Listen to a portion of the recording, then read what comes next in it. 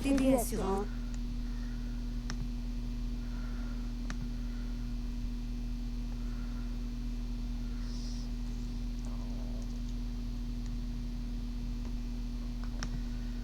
Planète va pouvoir jouer Day One à GTA 6 à la même...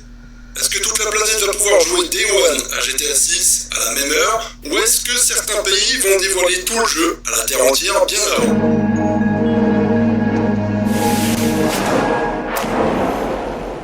Bon les gars, on va parler d'un truc qui questionne beaucoup de monde. À quelle heure précise est-ce qu'on va pouvoir lancer GTA 6? Parce que oui, tout le monde sait que c'est le 19 novembre, ça ok, il y a même une date de préchargement, Rockstar nous l'a indiqué, mais c'est pas la question. La vraie question c'est est-ce que ça va être minuit pile pour tout le monde, ou est-ce que certains vont jouer avant les autres? Et restez bien jusqu'à la fin, parce qu'en cherchant, je suis tombé sur des trucs hyper intéressants, en regardant aussi comment Rockstar a géré ça pour Red Dead Redemption 2 en 2018, on a plein d'indices. Je vais même m'appuyer sur mon email de précommande. Je vais aussi au passage débunk des fausses infos pour vous donner du concret. Il fallait que je vous partage toutes ces infos. Petit rappel rapide, parce que ce jeu il a une histoire de fou, on aura accès au jeu le 12 novembre en préchargement, version boîte ou version digitale directement, et on doit pouvoir lancer le jeu le 19 novembre. Les dates c'est fait, on est carré. Et merci énormément à ceux qui s'abonnent, vous êtes plus de 30 000, merci beaucoup, bande d'énormes BG. Bon maintenant, le cœur du sujet, j'ai vu circuler partout une info comme quoi le jeu sortirait à 6h du matin, heure française, lancement mondial simultané, pas de décalage entre les régions, sympa comme info, sauf que en cherchant, je me suis rendu compte que cette source, elle était plutôt bancale, un site qui reprend beaucoup de spéculations à côté, et en cherchant encore un petit peu plus, je suis tombé sur un autre article chez Guru 3D, cette fois qui donne carrément un planning détaillé, Nouvelle-Zélande à 19h, Japon et Corée du Sud à 23h, Royaume-Uni à 8h du mat, et les États-Unis, en fonction de la région, à 13h le jour J. Ça a l'air précis de ouf, sauf que les infos sérieuses, elles, indiquent clairement que Rockstar n'a jamais publié de planning officiel minute par minute, et que ces horaires qui circulent sont en fait des estimations de fans, pas des annonces officielles de Rockstar. Donc pour être clair avec vous, à l'heure où je vous parle, personne ne sait à 100% avec certitude l'heure exacte de déverrouillage en France. Et pourtant, si t'as déjà précommandé le jeu tout comme moi, tu peux voir cette page PlayStation avec un décompte.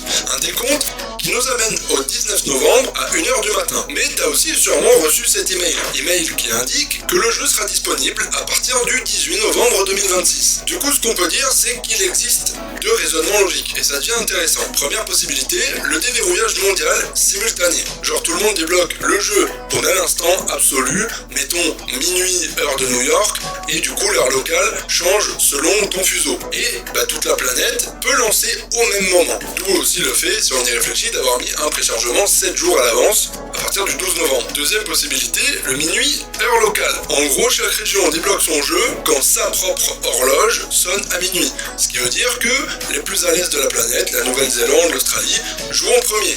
Et la vague de déverrouillage remonte vers l'ouest au fil des heures. Cette possibilité serait terrible et c'est loin d'être une bonne nouvelle. Et pour savoir lequel de ces deux Rockstar va utiliser, on a un indice énorme, on va chercher dans le passé. Là où ça devient concret, le 26 octobre 2018. Petit jeu qui sort, Red Dead Redemption 2. Et Rockstar a communiqué là-dessus de façon assez claire, en tout cas plus que pour GTA 6 actuellement. Ce que j'ai pu trouver, c'est que le calendrier officiel de sortie était calé sur le premier lancement de minuit dans le monde. Donc celui de l'Australie et de la Nouvelle-Zélande à minuit 1, le vendredi 26 octobre, heure locale, là-bas. C'était le même point de référence utilisé pour l'embargo presse et stream, et ça s'est confirmé côté joueur aussi. Sur GameSpot, ils expliquent que le jeu se débloquait à minuit heure locale, mais qu'aux États-Unis par exemple, ça donnait une situation assez particulière. Ceux sur la côte Est devaient attendre minuit pile, et ceux sur la côte Ouest pouvaient jouer dès 21h le soir d'avant, parce que le fuseau horaire décalé. Je suis pas sûr pour les heures, mais vous voyez l'idée. Un autre site confirme carrément le chiffre exact pour la version Xbox, déverrouillage à minuit heure de l'Est, donc 21h Pacifique. Bref, Red Dead Redemption 2, c'est fait sur le modèle heure minuit local, partout dans le monde en cascade. Pas de gros téléchargements simultanés mondial. Chaque pays, chaque fuseau avait son propre minuit qui déclenchait l'accès au jeu. Et ce qui est fou, c'est que ce modèle-là, Rockstar l'a récemment réutilisé pour les précommandes de GTA 6 cette année. Ouverture le 25 juin à minuit heure locale, et au fur et à mesure que l'horloge passe, minuit, chaque pays a pu précommander son jeu. Je l'ai vu, moi je l'ai précommandé à minuit pile avec vous en live, et je voyais déjà sur internet, sur Twitter par exemple, des gens en Nouvelle-Zélande qui avaient déjà précommandé des heures avant moi. Donc l'Australie et compagnie ouvraient ses précommandes en premier, et le reste du monde suivait. Autrement dit, Rockstar a un historique très cohérent sur ce point. Minuit local, ça semble être leur méthode de prédilection depuis des années, et malheureusement, ça veut dire que... Si on part du principe que Rockstar reproduit exactement le même schéma pour GTA 6 le 19 novembre, selon en tout cas ce qu'indique la console actuellement, en France ça voudrait dire un déverrouillage à 1h du matin dans la nuit du 18 au 19 novembre. Après, petit élément assez intéressant, j'ai sous les yeux mon propre email de confirmation de précommande du PlayStation Store. Et devinez quoi, la date indiquée dedans c'est le 18 novembre 2026, pas le 19. Sur le coup je me suis dit, ok, peut-être une erreur du store, sauf qu'en fait, c'est le jeu se débloque à minuit pile dans la nuit du 18 au 19, c'est totalement cohérent que les systèmes internes affichent le 18 novembre jusqu'à la bascule de minuit. C'est un détail technique qui fait sens avec ce qu'on vient de voir sur Red Dead Redemption 2, qui fait sens avec débloqué à minuit par vague en fonction des pays, des fuseaux horaires. Donc pour résumer vraiment ce qu'on sait, le modèle minuit heure locale façon Red Dead Redemption 2, c'est une très forte probabilité, vu l'historique de Rockstar, mais c'est pas encore confirmé pour GTA 6 par Rockstar lui-même. Tant qu'il n'y a pas de post sur le Rockstar Newswire qui donne l'heure exacte, tout le reste, même les plannings hyper détaillés que vous pouvez trouver sur internet, ça reste de la déduction, pas une annonce officielle. Mon conseil, si vous voulez être sûr à 100%, allez check le Rockstar Newswire directement dans la semaine avant la sortie. C'est là et seulement là que l'info tombera vraiment, et je vous partagerai évidemment toutes les infos sur la chaîne quand ça sortira, parce que la problématique qui se pose, si Rockstar balance GTA 6 à minuit par vague en fonction des fuseaux horaires, certes ça allège les serveurs PlayStation de millions de personnes qui téléchargent le jeu en même temps, parce que oui, beaucoup ne précommandent pas et ne l'achèteront que le jour J, surtout avec la hype du lancement ce jour-là. Et donc si en Nouvelle-Zélande ils jouent avant nous, ben toute la journée, la soirée, on verra du gameplay de GTA 6, l'histoire GTA 6, nous aussi en France, avant même d'avoir pu y jouer. Et c'est un vrai problème parce qu'on a tous envie de découvrir ça manette en main, comme des gamins, et pas à travers une vieille capture de jeu rec avec un iPhone 28 d'un gosse qui dit Regardez, les GTA 6, c'est trop bien, j'ai écrasé les flics et tout. fais chier. Donc j'espère vraiment que Rockstar fera un lancement assez classe pour le jeu le plus attendu de la décennie, et qu'on aura vraiment quelque chose de spécial mis en place à ce niveau-là. Peut-être que pour l'instant le chronomètre indiqué sur la PlayStation, et je l'ai pas dit avant aussi, c'est peut-être juste pour l'instant qu'un placeholder. Ça indique potentiellement juste le jour de sortie, mais peut-être pas encore l'heure exacte. Oikos Pro aide à la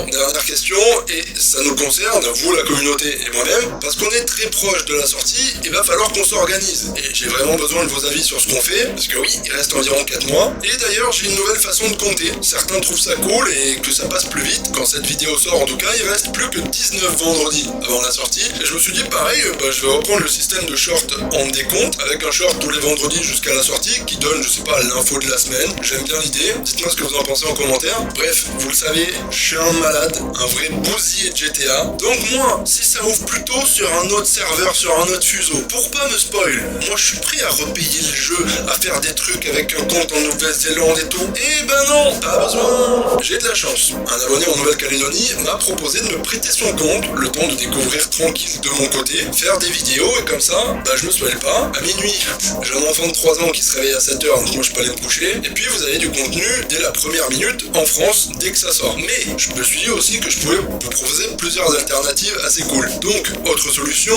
on se fait une bonne session à l'ouverture en live à minuit jusqu'à 3h du mat. Je mets le chat en abonné depuis X temps, voire réservé aux abonnés payants, que le chat, pas le live. Mais au moins, personne ne peut spoil en commentaire, comme ça vous n'êtes pas spoil, moi non plus. Et ceux qui auront été dormir auront la rediff le matin. Et autre solution, je fais des épisodes vidéo uniquement, pas de live. Je speedrun l'histoire, comme ça, dès que je l'ai fini assez vite, je le refais en live avec vous dès que j'ai fini. Et comme ça, je me fais plus spoil. Et puis là, on se fait tout. Les secrets, le platine, les missions secondaires, la totale. Ça me donne une deuxième approche, parce que je pourrais le faire différemment aussi. Évidemment, ça se précisera avec le temps et je vous dirai exactement ce qu'on fait à l'approche du jeu. Là, par contre, j'ai besoin de vous. Je vous laisse me dire ce que vous préférez ou si vous avez d'autres idées. Et je préparerai tout le jour J dès que Rockstar nous donnera plus de précision. Voilà les gars, j'espère que ça vous a un petit peu éclairci, que comme ça vous allez passer à côté des rumeurs, que c'est des bugs. Pour résumer en une phrase, le 19 novembre on est à Vice City, l'heure exacte c'est probablement minuit heure locale, comme pour Red Dead Redemption 2 et les précommandes, mais rien d'officiellement confirmé par Rockstar pour l'instant. Si vous avez d'autres infos ou si vous captez un post officiel du Newswire avant moi, lâchez ça en commentaire sur Discord où vous voulez. Je ferai une vidéo où je donne toutes les infos dès qu'on en a. Sur ce, dis-moi ce que tu penses de tout ça dans l'espace commentaire. On se retrouve à Vice City le 19 novembre. Avant la fin de la vidéo, le like c'est la récompense. Merci et bienvenue aux nouveaux abonnés. Une playlist GTA 6 t'attend juste ici. Si t'en veux encore plus, on se retrouve dans la prochaine vidéo pour encore plus de GTA. D'ici là, portez-vous bien monde de BG. Bonne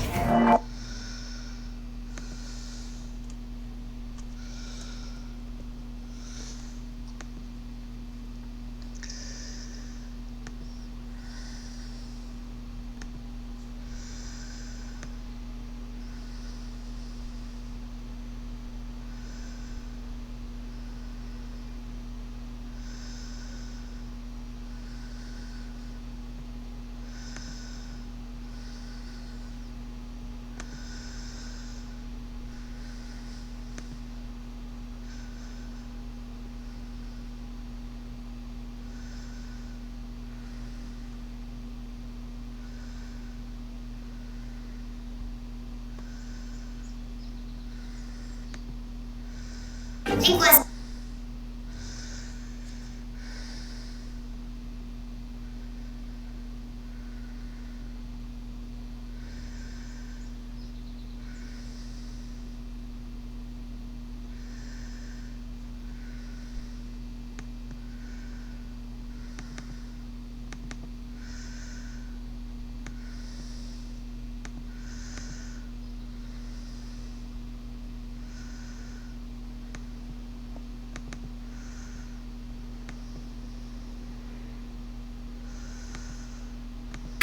Disons que je végète, comme on dit. J'attends de me trouver du travail ou bien $40 pour partir pour Vancouver. De là, j'ai un de mes amis qui s'est engagé sur un bateau pour aller au Japon, et c'est exactement ce que j'ai l'intention de faire. Je peux aller plus loin, j'irai plus loin. La Chine, je ferai le monde entier s'il le faut. Je reviendrai à Vancouver un jour ou l'autre, ça c'est certain. Je veux dire, ou bien j'irai pas jusqu'en Chine, ou bien je resterai au Japon peut-être 3-4 jours, ensuite je reviendrai à Vancouver. Mais en attendant de partir pour des pays lointains, ils se contentent de suivre tous les jours un itinéraire familier qui les mène à un endroit bien à eux, un café de la rue Bishop à Montréal. Ils ont 14, 15, 16 ou au plus 20 ans. D'où viennent-ils? Que font-ils? Qui sont-ils derrière leurs airs d'ignorer le reste du monde? Beaucoup ici ont beaucoup à dire. Tandis certaines fermetures à l'extérieur, assez fermées. Puis, si c'est une place qu'on peut, c'est-à-dire se dégonfler, se vider, dire qu'est-ce qu'on pense. Donc il n'y a personne qui peut dire non, c'est défendu, dites pas ça, ici on le dit. Beaucoup sortent de familles assez à l'aise, même très à l'aise. Ils peuvent avoir des fils, des filles de juges, d'avocats, d'hommes politiques. Parce que dans ces familles-là, il y a une certaine frustration, une certaine indépendance entre les parents et l'enfant. Les parents, souvent de fois, qui sont assez bien à l'aise, sont souvent de fois très froids, malheureusement. Puis les jeunes, ils ont besoin de se sentir en famille, si on veut. C'est pourquoi beaucoup viennent ici. Vous demeurez où, mademoiselle? À Westmount, sur la limite, sur Victoria, c'est-à-dire. Vous allez à l'école?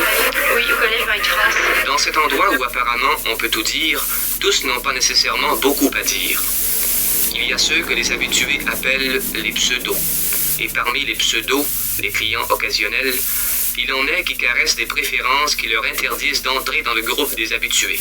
En voici un bref exemple avant de rencontrer d'autres clients authentiques du café. Oh, j'aime beaucoup tes automobiles. C'est seulement les Jaguars, Blue Marine. Qu'est-ce que je veux faire? Je veux faire des recherches dans la peinture, puis il y a des choses que je veux chercher encore. Et mes parents ne comprennent pas ça. Alors il faut que je déménage chez moi, avoir un appartement ou quelque chose, puis faire de la peinture, rencontrer du monde, puis juste chercher moi-même.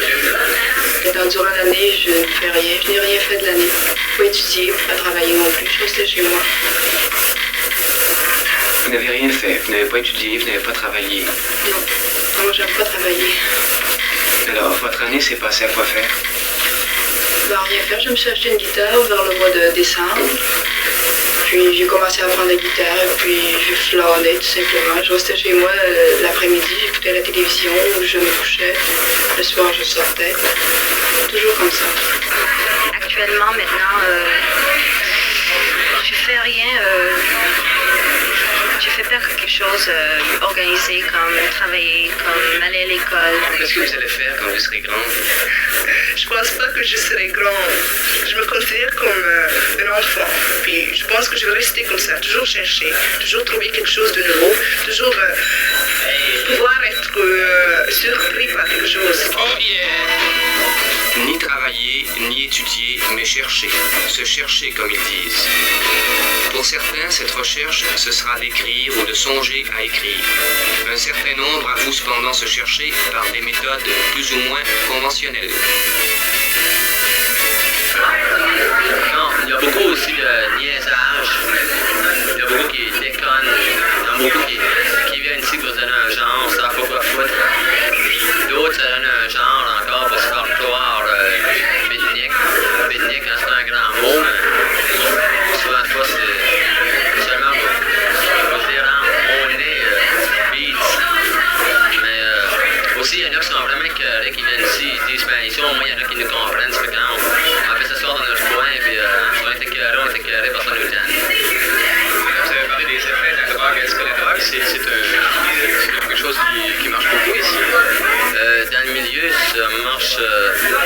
C'est-à-dire dans le café, non. À l'extérieur du café, il peut y avoir beaucoup de jeunes qui prennent de la marijuana, de l'LSD. Mais enfin, beaucoup. Dans les types qui sont dans le milieu, ça fait assez longtemps. Les types qu'on peut faire confiance, qu'on sait qu'ils ne parleront pas. Ça fait partie. Aujourd'hui, la drogue, c'est comme les jeunes de 14 ans qui vont commencer à fumer. Pas beaucoup dans le milieu, c'est ça. Ceux qui fument la drogue, ils sont, ceux qui commencent, si on veut, c'est pour se donner un certain prestige vis-à-vis de leurs copains. Parce que, ils disent, lui, s'il fume pas, c'est pas bon. Ça, c'est un certain monde, une certaine classe assez pédante, si on veut. Mais pour beaucoup, c'est comme une sorte d'étude. C'est parce que ça aide à développer l'esprit. La valeur, ça développe trop l'esprit. Vous semblez en parler avec une certaine autorité. Ben, c'est que je connais un peu le procédé, si on veut. Je me sens entendu parler, puis j'ai peu d'expérience moi-même. Est-ce que vous avez rencontré des gens qui prenaient de la drogue à Montréal? J'en ai rencontré et même j'en connais. Comme il faut. Et vous, ça vous intéresse pas? Non. C'est un non ou un peut-être. Hein? C'est un non catégorique.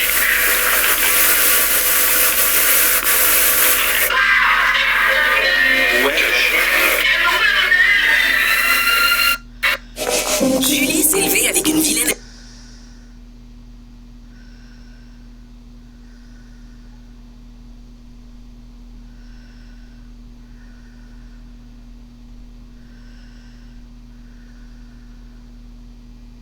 Moi, ce que je dis, la morale chrétienne, il faut la combattre. Il faut la combattre. Ben oui. Certaines personnes ont besoin d'une morale. Ils se sentent bien avec une morale. Mais en ce moment, enlève cette morale-là aux gens, c'est comme enlever leur religion. Ils vont se flanquer une balle dans la tête. On n'a pas besoin. D'accord, mais je veux dire qu'il faut la détruire en nous. Il ne faut pas la détruire pour ces gens-là. Il faut la détruire en nous. Puis c'est ça. Justement, on n'en a pas besoin de cette morale-là. C'est la paroxysme. Tous les gens cherchent le paroxysme. De quelque façon que ce soit. L'homme doit vivre paroxystiquement. C'est malgré lui que ça se fait. Et puis l'homme recherche le paroxysme et très souvent il le trouve dans l'amour.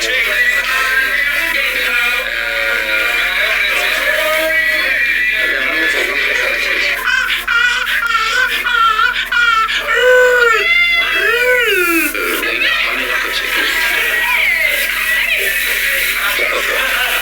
Je veux dire, s'ils veulent prendre des narcotiques. Simplement que le mot narcotique fait énormément peur à certains gens. Mais il se trouve qu'il y a une cigarette qui s'appelle la marijuana qui est moins nocive pour la santé que 40 onces de scotch.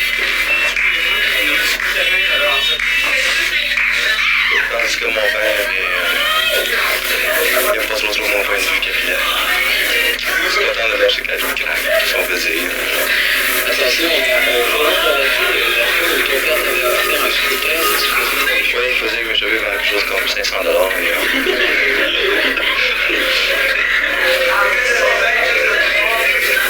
Que des parents puissent offrir à leur fils jusqu'à $500 pour une coupe de cheveux, voilà qui en dit long sur leur statut social et économique. Quant aux enfants eux-mêmes, il en est un certain nombre qui se débrouillent sans l'argent familial.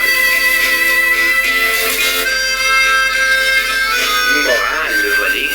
Pour la société, oui, c'est immoral de voler. Mais pour moi, non. Tu rentres dans une librairie, puis là, tu sors avec une coupe de bouquins, là, qui t'ont pas vu, là, tu sais, puis là, tu sors tes frères de ton cou, tu sais, je sais pas, tu te sens... tu t'affirmes à toi-même, parce qu'il n'y a pas personne qui...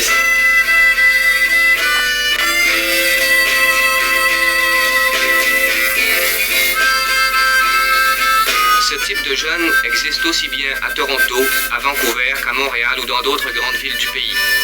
Comme si le milieu urbain, avec son climat de concurrence, de publicité et d'anonymité, en favorisait l'éclosion.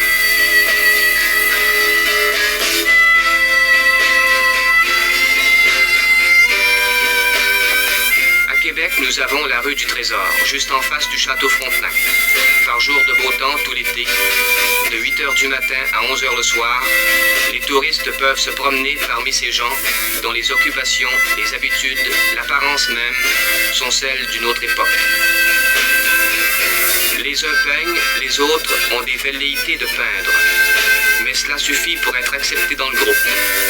Une peinture, un poème, une sculpture, ce sont là les passeports qui permettent à ces jeunes de se déplacer d'une ville à l'autre et de trouver partout des gens qui leur ressemblent. Toi, qu'est-ce que tu fais? Ah ben moi, j'arrive de Vancouver, enfin, je vais arriver à Montréal, ça fait 3 jours. Je reste après une journée à Montréal, je vais arriver ici à Québec. Tiens, justement, j'ai un appel. T'as eu du trouble? Ben oui, j'ai eu des petits problèmes. Je voudrais justement une affaire que j'ai écrit. Enfin, je vais pas le dire fort, je suis en prison, tu sais. Un gars va vivre avec une famille, disons, riche, ou des bourgeois, quoi, de bonne société. Il veut changer de genre. Il est tanné, disons que ça fait 14 ou 18 ans qu'il est dans cette famille-là, puis il a toujours eu le même genre de vie. Il cherche à changer, il essaie d'autres genres de vie. Ceux qui sont pauvres voudraient vivre comme riches, ceux qui sont riches voudraient vivre pauvres ou en vagabond. Qu'est-ce qui vous attire dans la vie de vagabond? Ben, c'est-à-dire la vie que je mène actuellement, la liberté.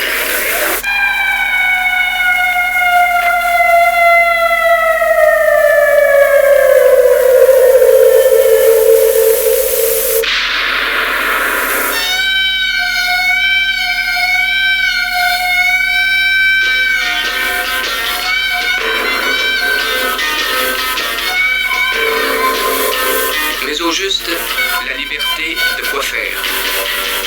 Ils ont 15, 16, 17 ou au plus 20 ans, c'est-à-dire l'âge où habituellement on veut changer le monde. Eux veulent simplement changer de monde. Qu'attendent-ils du monde, de la société, de leur famille? Qu'est-ce que vous attendez de la société? Je me suis jamais posé cette question-là. Je sais pas, rien. Rien. Rien de particulier. Je sais pas. Qu'est-ce que vous attendez de vos parents? C'est cette question embêtante. Est-ce que j'attends de mes parents? Croyez-vous qu'ils peuvent vous être encore utiles? Bien, sans doute, parce que... En quoi? Bien utile.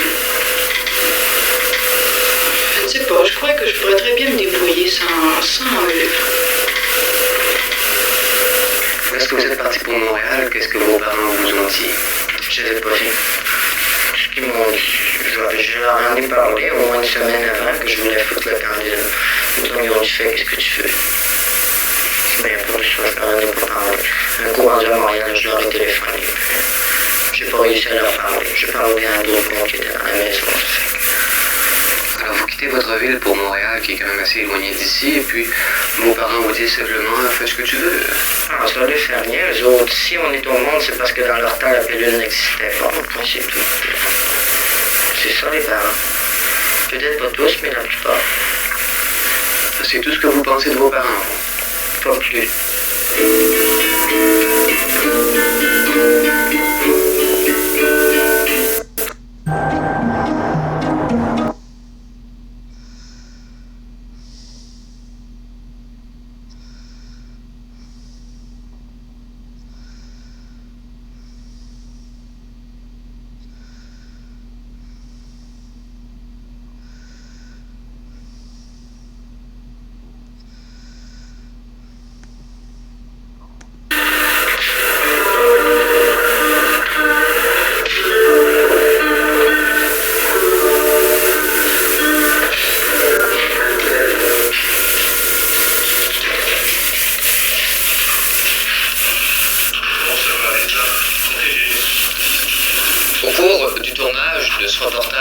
Sur notre jeunesse dorée, nous avons rencontré M. Denis Gagné. M. Gagné a l'air à peine plus vieux que les adolescents et les adolescentes que vous avez entendus. Et s'il fréquente les mêmes cafés, les mêmes endroits qu'eux, il le fait cependant à titre de spécialiste des sciences sociales. C'est que M. Gagné prépare actuellement une étude sur l'inadaptation de ces adolescents. M. Gagné, est-ce que le comportement de ces jeunes-là vous surprend? Non. Comment vous l'expliquez-vous alors? Le comportement ne me surprend pas parce que c'est un comportement qui peut être normal pour notre type de société. Parce que si on regarde les images, on s'aperçoit qu'il y a un certain nombre de valeurs qui surgissent des images. Et ces valeurs sont des valeurs orientées vers les loisirs, vers le plaisir, mais aussi vers l'expression de sa personnalité. Alors, ce sont des valeurs qui sont prônées dans notre société qui est actuellement une société post-industrielle, une société de loisirs, de consommation, etc.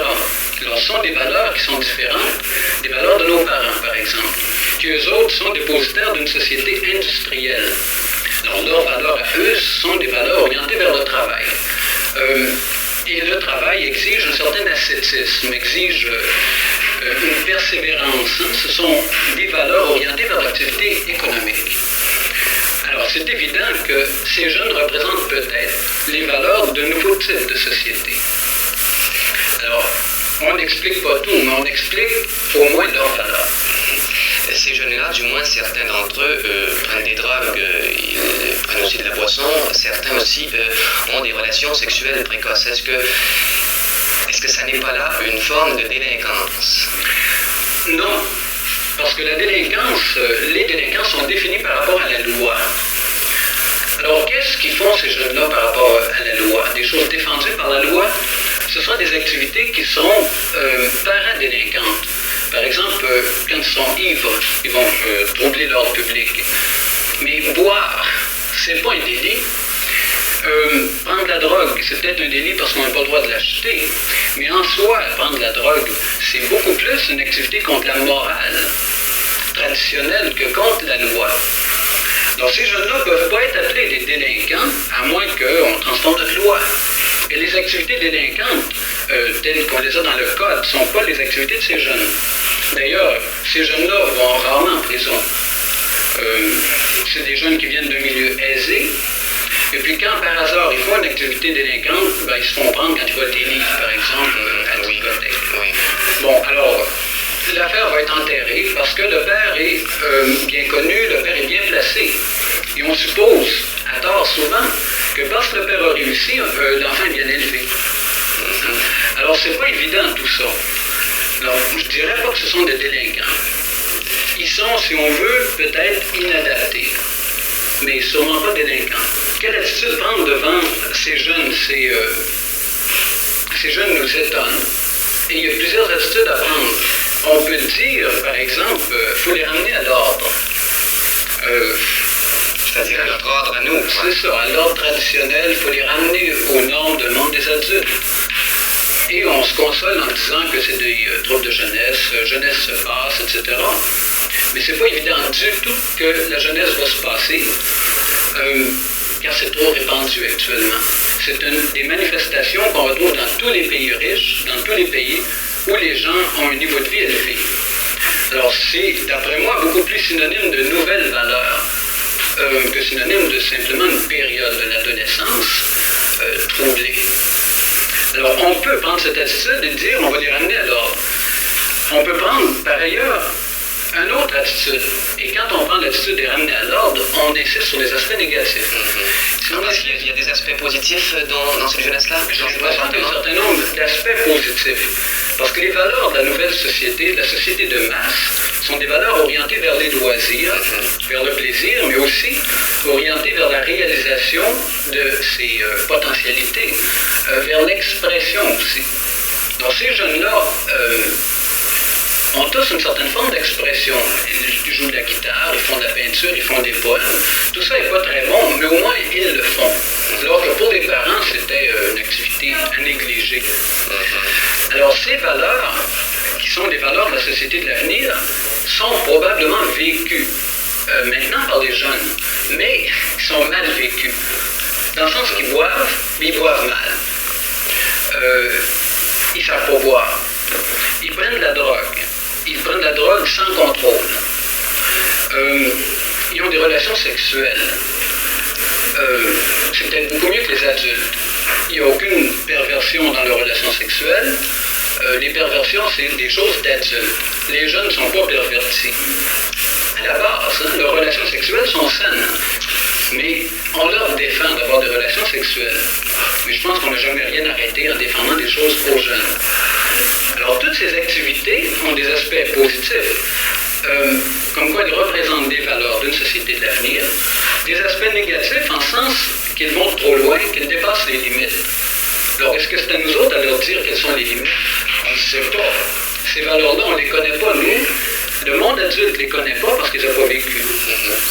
À la fin du film, on voit que les parents semblent n'occuper aucune place dans la vie de ces jeunes-là. Comment expliquer ça? On a souvent parlé des conflits de génération. Alors, il peut y avoir conflit il peut y avoir trois espèces de conflits. On peut s'engueuler avec ses parents, mais il y a une communication. Quand on s'engueule, on se dit quelque chose. on peut faire des allusions. On peut rentrer très tard le soir puis attendre pour voir quelles seront les réactions des parents le lendemain. Il y a encore communication. La troisième forme, c'est quand on est ami avec ses parents, mais où il n'y a aucune espèce de communication parce qu'il y a deux mondes différents. Les parents ont des valeurs, ont des attitudes morales, les enfants en ont d'autres. Alors que chacun reste sur sa planète. Et c'est l'attitude de nos jeunes, ils n'en veulent pas de leurs parents. Mais il n'y a aucune commune mesure entre leur comportement, entre leurs attitudes. Alors, ils ne sont pas révoltés contre leurs parents, ils sont révoltés contre le monde adulte qui les empêche de se réaliser. Puis ce sont ces valeurs qu'ils veulent mettre de l'avant, c'est-à-dire des valeurs de réalisation de liberté personnelle. Mais comme tout changement, c'est extrême et ça nous choque souvent, ça nous désoriente surtout. Les bras nous tombent devant ce comportement, ça n'a pas de bon sens. Mais quand on analyse d'une façon un peu plus profonde, on s'aperçoit que ça a du bon sens et que les manifestations extrêmes sont seulement une défense de leur part. Mais que ce qu'il y a à la base, les valeurs qu'ils veulent défendre à la base sont des valeurs vraies. Et pour être adapté dans 20 ans, il faudra peut-être être comme eux autres, sans dépasser les...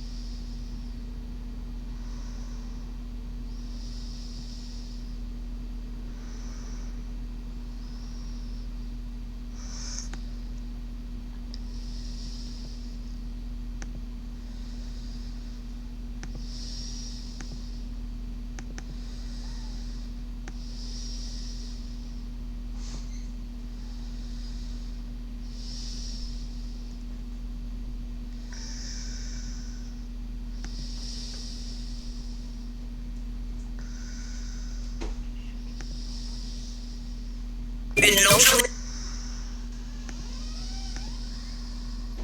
Mon petit pit. Je suis en train de faire mon live.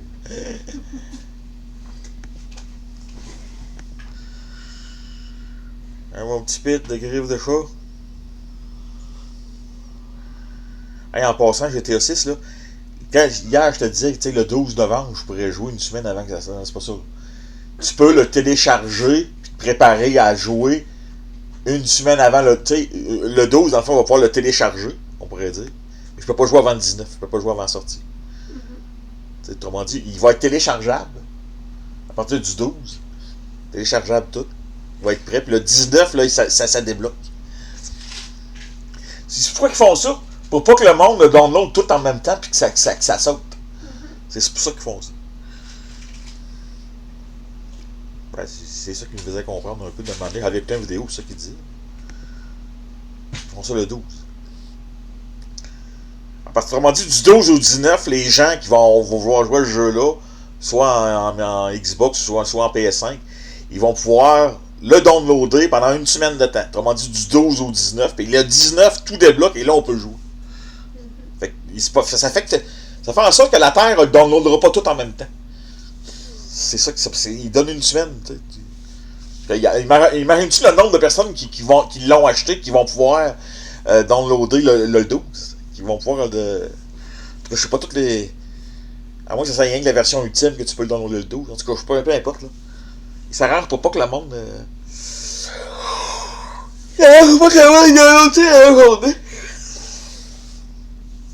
Comment dire, la Terre entière peut le downloader pendant une semaine.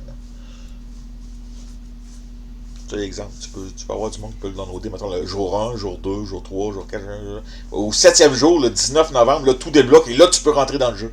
Mais tu peux pas rentrer dans le jeu avant le 19 novembre. Autrement dit, moi, exemple, je vais le downloader le 12 novembre, mais je pourrais pas jouer tout de suite. Il faut que j'attende une semaine. Ils font ça pour pas que le monde le download tout en même temps, sinon peut-être que les serveurs, ça serait de la merde. En tout cas, ils comprennent dans leurs affaires, eux autres, les compagnies-là. C'est ça qu'ils font. On va écouter une autre vidéo Radio-Canada, après ça va être tout. comprennent dans les affaires. Là.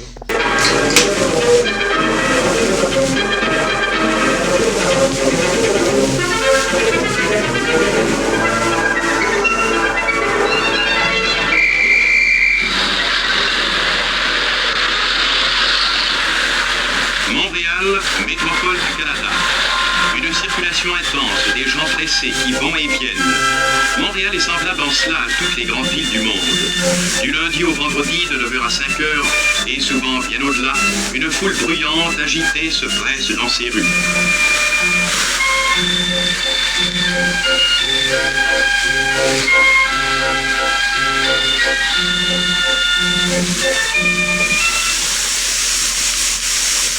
Mais en fin de semaine, surtout l'été, tout change. Le square Philippe lui-même, toujours si animé, semble désert. Et des intersections connues pour leurs fréquents embouteillages deviennent subitement paisibles, au point d'évoquer des rues de village. Il n'est pas jusqu'au vénérable marché Bon Secours, tout chargé d'histoire, qui de son petit coin au cœur même de la vieille ville, ne trouve une fois par semaine le temps de se pencher sur son passé. Les Montréalais, habitants du plus grand port intérieur du monde, sont des gens affairés. Heureusement pour des milliers d'entre eux, un délassement appréciable suivra le travail. Là, tout près, au cœur même de leur ville, s'élève le magnifique Mont-Royal, toujours prêt à les accueillir. Vous passez l'après-midi à...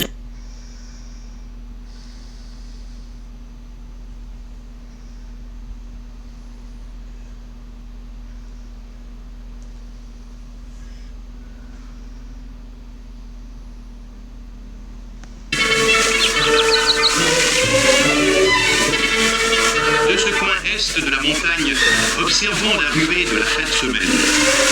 Jeunes et vieux, riches et pauvres, amants de la nature ou fervents des sports de plein air, tous se précipitent vers le côté nord du parc Mont-Royal, où les attend un tramway qui les conduira au cœur même de la montagne.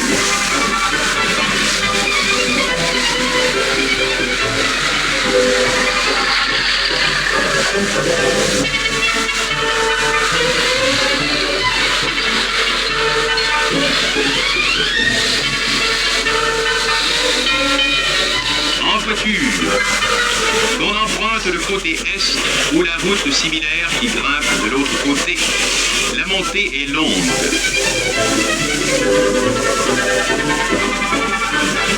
Ces rails ne seront bientôt plus qu'un souvenir, alors que les autobus remplaceront le dernier tramway.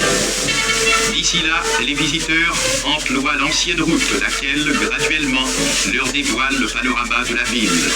D'abord, Montréal-Est.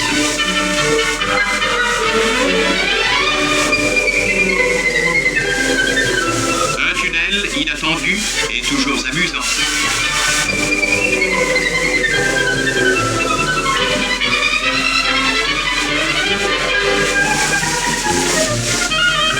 De retour à la lumière, le tram longe un bois où il doit faire bon flâner par les journées chaudes.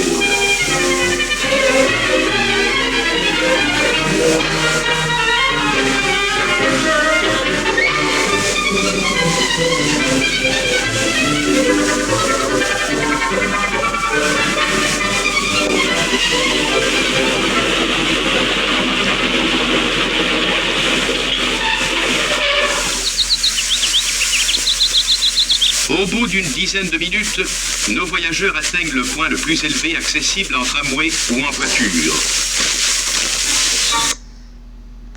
De là, ils font à pied le reste du trajet, chacun au gré de sa fantaisie.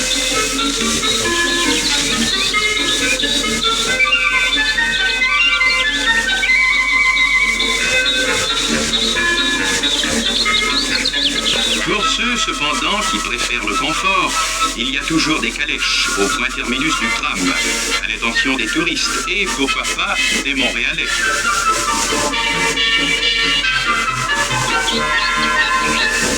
Mont-Royal.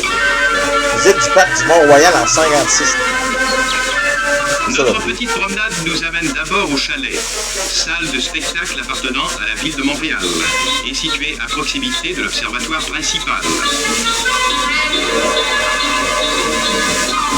Ici, le conseil municipal reçoit ses hôtes de marque et les visiteurs de passage viennent y chercher un peu de fraîcheur et de repos. Pour les amoureux de la nature, voici des fleurs. Non des fleurs sauvages cependant, car cette partie de la montagne est maintenant très civilisée. En face du chalet, on reconnaît l'observatoire, d'où les visiteurs s'accordent à trouver la vue absolument splendide, car rien de joli ne les laisse indifférents.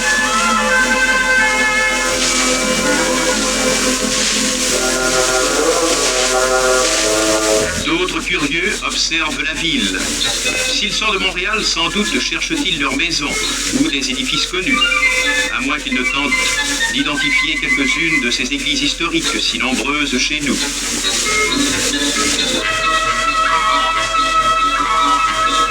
Même sans jumelles, l'immeuble Sun Life est assez imposant. Ce garçon a besoin d'aide pour apercevoir les ponts qui nous rappellent que Montréal est une île. Ici, tout va bien, pour l'instant. Bon nombre de Montréalais profitent de leur excursion à la montagne pour faire de la photo.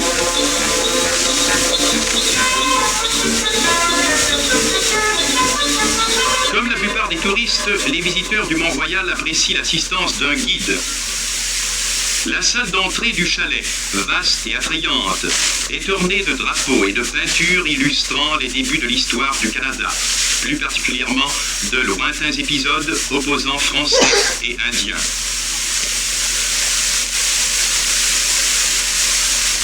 Un feu de cheminée peut sembler inutile l'été, mais le chalet doit également être équipé pour l'hiver. Et puis, ce foyer attire l'attention des visiteurs sur l'écusson de la ville de Montréal, ainsi que sur des noms qui ont brillamment illustré notre histoire.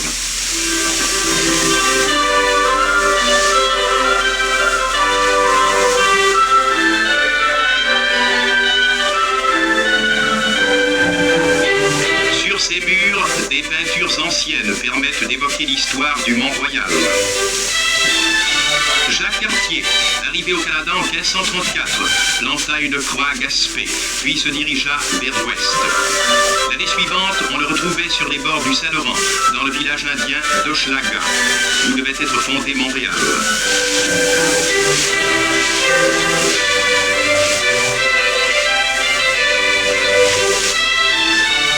On le voit ici, accueilli à son arrivée par le chef indien Aguana.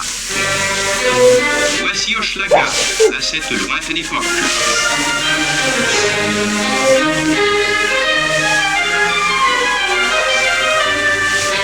En 1603, le site de ce qui devait être Montréal était visité par Samuel de Champlain, fondateur de Québec, auquel, soit dit en passant, on doit la création de l'Ordre de Bon Temps.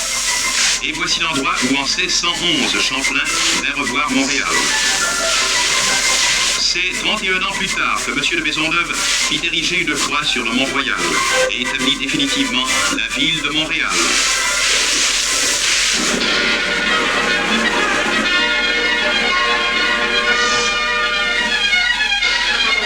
Des manœuvres de temps de paix amènent l'artillerie à la terrasse du chalet pour tirer la salve de 21 coups de canon qui doit marquer le 3e anniversaire du règne d'Élisabeth II. On peut juger de l'immense différence existant entre les armes de nos ancêtres et les nôtres. De nos jours, les coups de canon tirés du Mont-Royal n'impressionnent plus personne, mais on conçoit facilement la terreur qui devait autrefois s'emparer des Montréalais quand le bruit sourd de la fusillade leur annonçait l'approche de l'ennemi.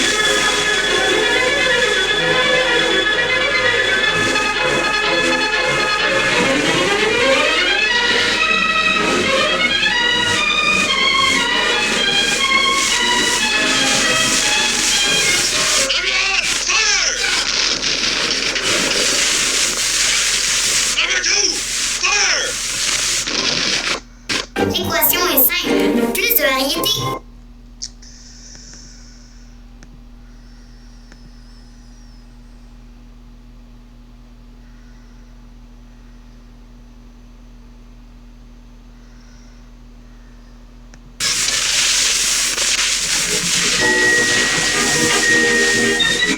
Revenons au charme du Mont-Royal et suivons ce couple qui a décidé de faire la traditionnelle promenade en calèche.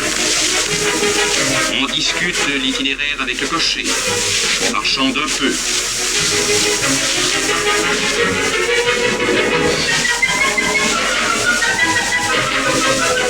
Une fois d'accord, on s'installe confortablement.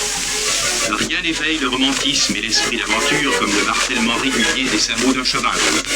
L'imagination aidant, on peut même se figurer apercevoir une vague silhouette d'Indien dissimulée derrière chaque arbre.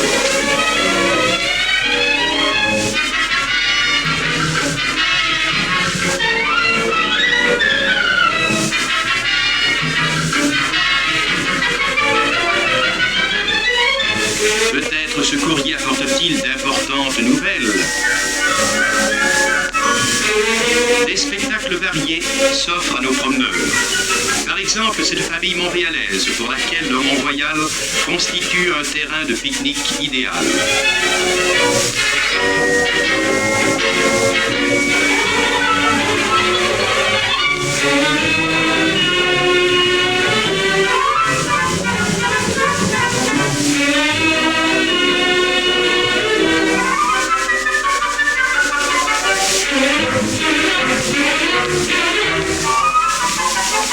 Notre couple d'amoureux poursuit sa promenade avec, naturellement, un premier arrêt au pied de l'imposante croix. Moins historique peut-être que celle que planta Maisonneuve, mais tellement plus impressionnante. Le soir, quand elle resplendit de tous ses feux, la croix du Mont-Royal peut être vue à des milles de distance, et la magie de sa lumière constitue pour le Montréalais qui rentre en ville une version moderne de l'étoile du berger.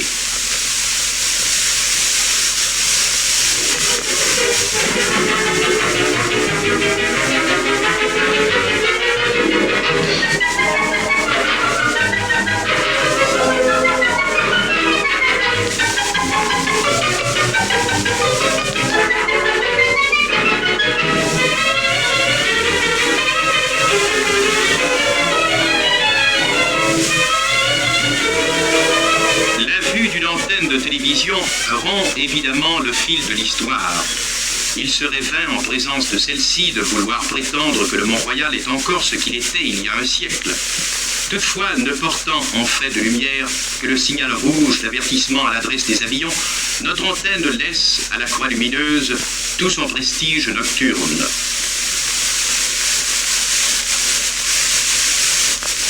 Les Montréalais possèdent sur le Mont-Royal un parc naturel de 480 acres. Le sommet de la montagne, autrefois le cratère d'un volcan, constitue un creux où l'on a aménagé le lac des Castors. Les artistes affectionnent ce coin paisible où ils rafraîchissent leurs sources d'inspiration.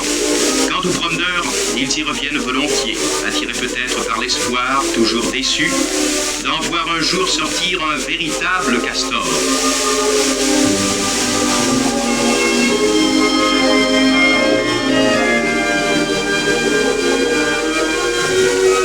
Disons tout de suite que l'absence des castors est largement compensée par la présence d'une multitude de canards.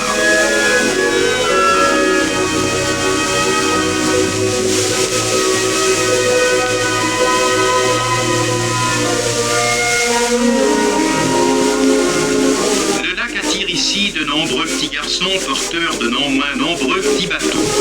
Le vent est doux, la mer est belle. Larguez les voiles, on s'en va. Le capitaine est sur le pont, et la maman toute prête à lui tendre une main secourable. Mais tout va bien, et voilà un autre navire parti pour des contrées lointaines. Pour de jeunes esprits, le lac des Castors devient facilement un océan fabuleux, et plus d'un commandant en herbe a vu s'y engloutir son puissant voilier miniature.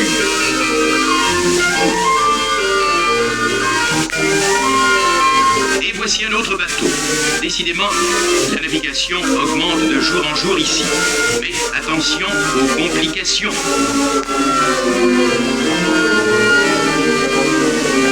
La flotte ennemie est en vue. C'est une véritable bande de dangereux pirates. Si ces canards se mettent à donner de la voix tous ensemble, mieux vaudra renoncer au charme de la conversation.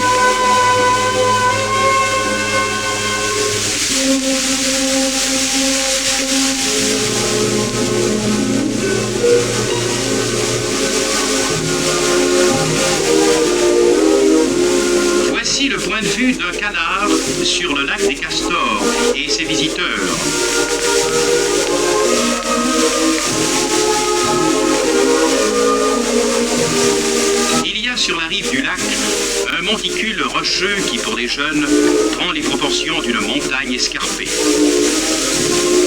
Pour nous, il constitue un point idéal d'où jeter un dernier coup d'œil sur le lac.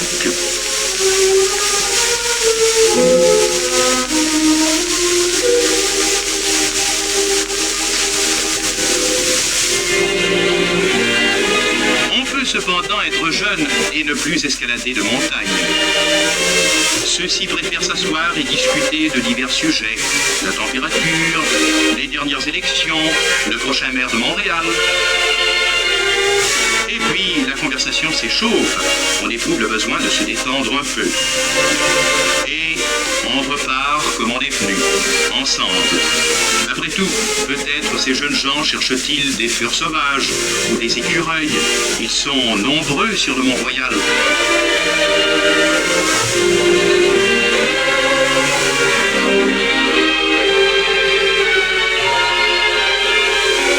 Tiens, voilà un bon petit coin pour reprendre la conversation où on l'avait laissée.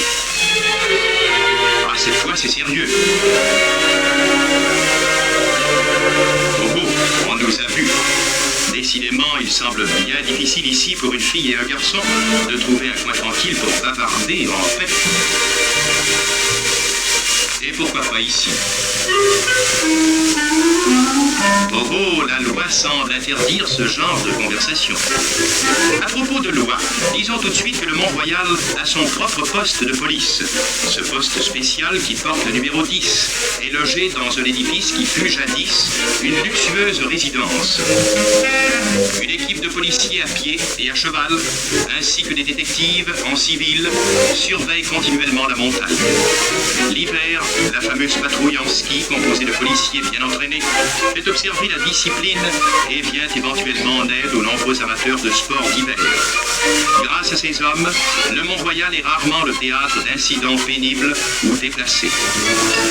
Après le coucher du soleil, touristes et promeneurs locaux sont invités, à moins que leurs occupations ne les y retiennent, à quitter la montagne.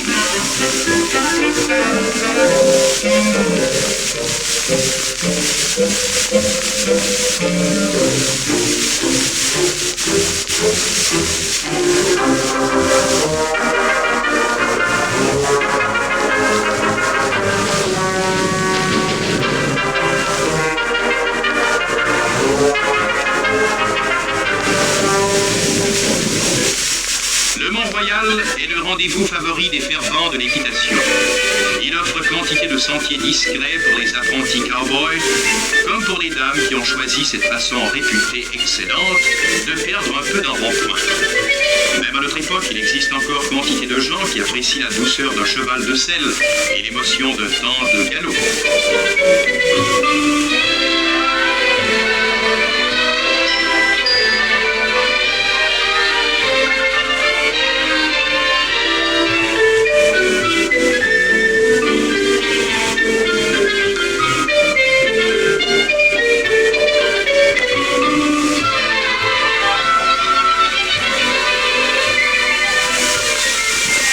Laissant nos cavaliers poursuivre leur route, nous apercevons sur le versant nord-ouest du Mont-Royal un des plus beaux temples érigés à la gloire de l'Église catholique, l'oratoire Saint-Joseph.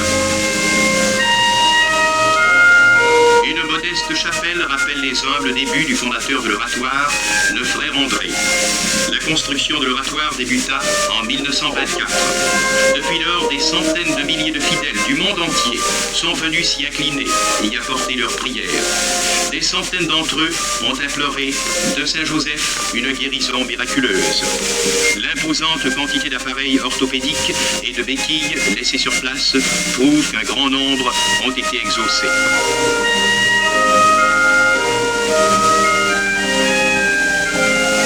Dans le parc entourant l'oratoire, les statues finement sculptées représentant les diverses stations du chemin de la Croix attirent autant que l'église elle-même les prières et la dévotion des visiteurs.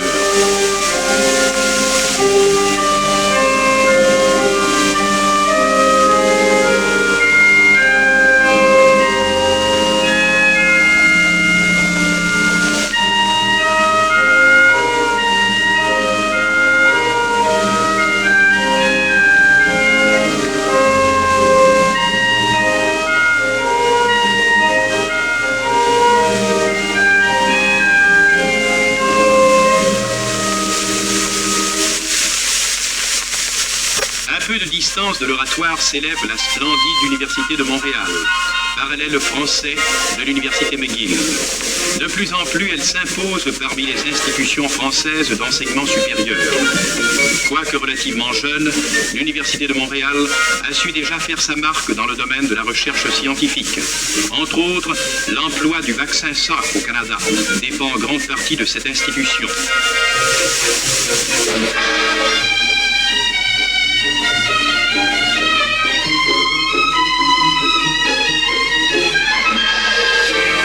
Westmount, qui fait également partie du Mont-Royal et a l'avantage d'être accessible aux autos, est situé sur le versant ouest de la montagne. Sur ses pentes se déroule un des plus beaux quartiers résidentiels du Canada. L'architecture, élégante et variée, ajoute un charme particulier au calme des rues paisibles. Habité en grande partie par des citoyens de langue anglaise, Westmount offre un curieux mélange du conservatisme britannique et du modernisme américain. Nombreux sont les Montréalais qui parcourent les rues de Westmount pour le seul plaisir d'en admirer les résidences et les jardins.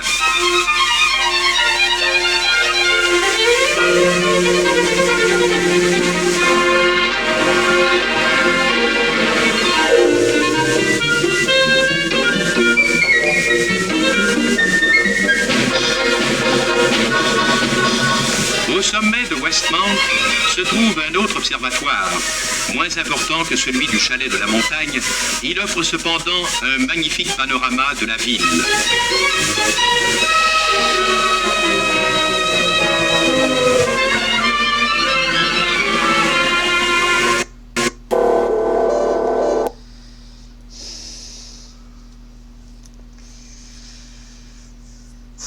Ouais, Montréal à 56, ça va être l'air de ça. Montréal à 56. On a vu l'oratoire Saint-Joseph en 56. Le chemin de prière là, qu'on fait souvent.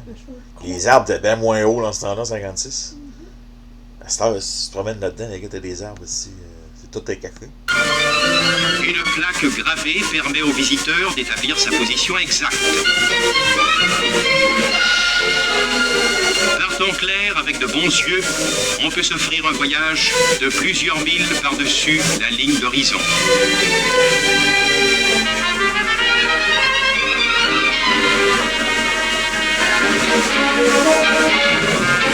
Surplombant la partie sud-ouest de l'île, l'observatoire de Westmount offre une vue générale du sud de la province de Québec avec les fameux cantons de l'Est que cachent partiellement les lointaines cimes des monts Bruneau et Saint-Hilaire.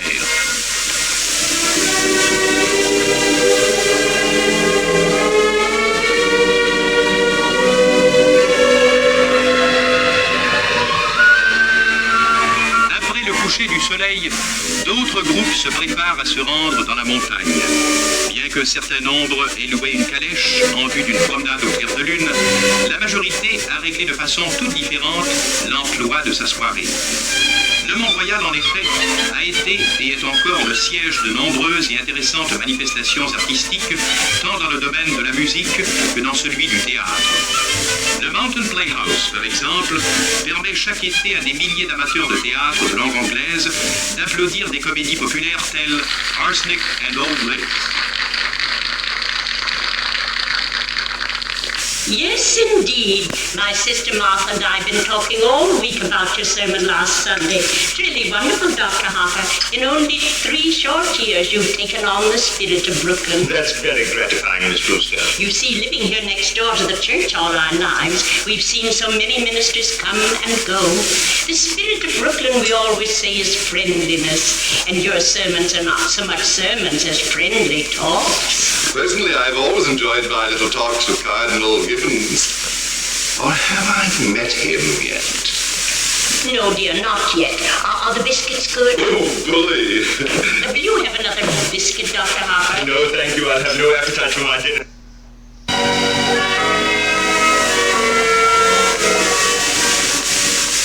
Pendant ce temps, sur la terrasse du chalet, un groupe de jeunes gens ont organisé un divertissement d'un autre genre.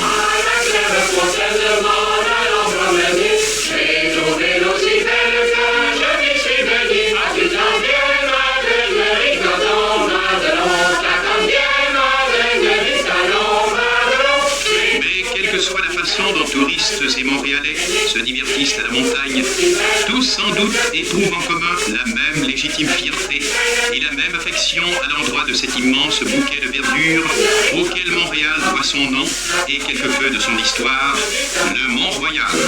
Sous les feuilles d'un chêne, je me suis fait sécher. Sous les feuilles d'un chêne, je me suis fait sécher. Sur la plus haute branche, le rossignol chantait. Attends bien, Madeleine, rigodon, Madelon. Attends bien, Madeleine, rigodon, Madelon. Sur la plus haute branche, le rossignol chantait. Sur la plus haute branche, le rossignol chantait. Chante, rossignol, chante, toi qui as le cœur gai. Attends bien, Madeleine, rigodon, Madelon. Attends bien, Madeleine, rigodon, Madelon. Chante, rossignol, chante, toi qui as le cœur gai. Chante, rossignol, chante.